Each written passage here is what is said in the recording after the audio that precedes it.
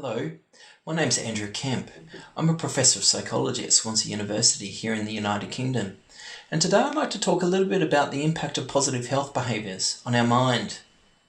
When we think about positive health behaviours, such as exercising regularly or adopting a healthy diet, we typically think of their impacts on our physical health, less so our mental health and well-being. But recent research has shown that positive health behaviours reduce symptoms of depression, of anxiety, reduce risk for common mental disorders. And the question that I've been asking myself in my research activities is how these changes might arise. How might engaging in positive health behaviours impact on our mind? Well, I'd like to introduce you to the vagus nerve. So the vagus nerve that you'll see on screen is a nerve that connects the brain and therefore the mind with a whole range of organs in the body, including the heart. And this particular image that you see on screen, it relates to the emotion of sadness. This is a review that we published recently looking at the mind-body correlations associated with the experience of sadness. And the point here is that our emotional state is tightly connected to the way we feel in our physiology, including our heart rate and our heart rate variability. Let me talk about heart rate and heart rate variability now. So you'll see on screen that I'm actually recording my heart rate and my heart rate variability in real time. I'm wearing a chest strap, which is sending a signal to my phone, and you're seeing an image of the of that data on my phone. So you're seeing an image of my phone on screen now.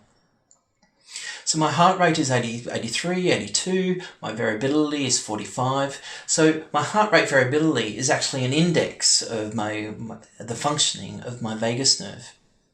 During the resting state, my heart rate and my heart rate variability are associated with not only the way we feel, my emotions, but my capacity to engage with others socially, and also my risk for future morbidity from a whole host of diseases and conditions, as well as my risk for premature mortality.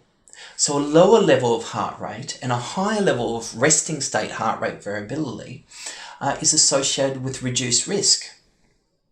Let me show you the impact that the breath has on my heart rate and my variability. So what I'm going to do first is breathe really quickly, and I'll be speeding up my breath. Have a look at what happens to my variability.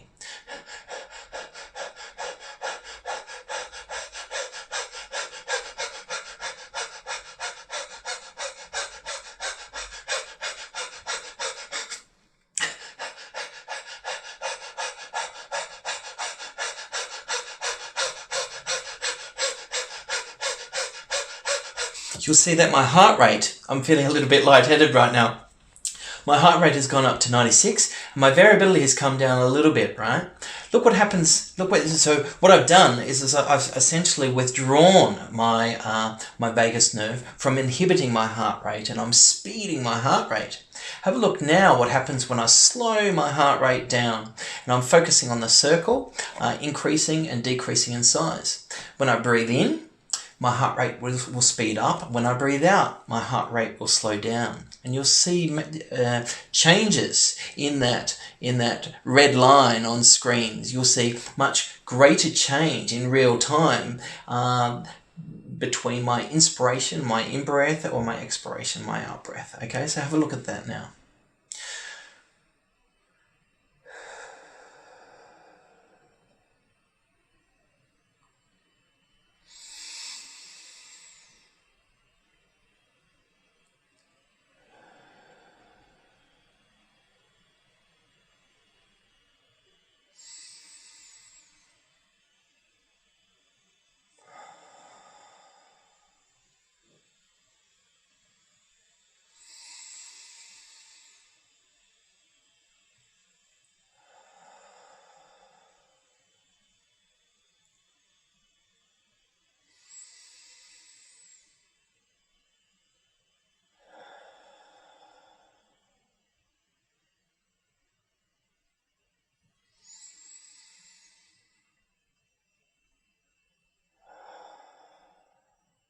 Okay, so what I've done is I've slowed my breath right down, and by slowing my breath down and prolonging my out breath ever so slightly, I re-engage my vagus nerve to increase the variability in my heart rate, as you can see.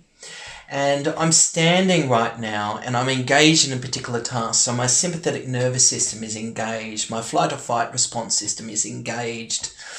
That's completely normal. So there was less change to my heart rate. But if I was seated, if I was a little bit more relaxed, you probably would have seen more profound changes in my heart rate. But hopefully you did see that change in variability, not only in terms of the numerical index, but the changes in that line with my slow breath, my slow in breath, and my slow, slightly prolonged out breath. So the key point here is that a high level of heart rate variability and a low level of, a high heart rate and a low heart rate variability in the resting state are associated with a whole host of conditions and diseases, including common mental disorders, diabetes, obesity, cardiovascular disease, and even increased risk for premature mortality. So to recap, high heart rate variability, high heart rate, low heart rate variability is typically a bad thing. Lower heart rate, higher heart rate variability is a better thing for our health and well-being. So you'll see in the next video, I'll be seated on a rowing machine and I'll be increasing my heart rate. My heart rate will go up to about 150. My variability will fall down into the mid-teens, somewhere like that. And that's completely normal. That's phasic change. I'm engaged in a particular task of physical activity, and that's a good thing. But when we are stressed, our vagus nerve is also withdrawn, and our sympathetic nervous system can often with chronic negative distress, our sympathetic nervous system can be turned on and engaged more than it should. And over the long term, that is a bad thing.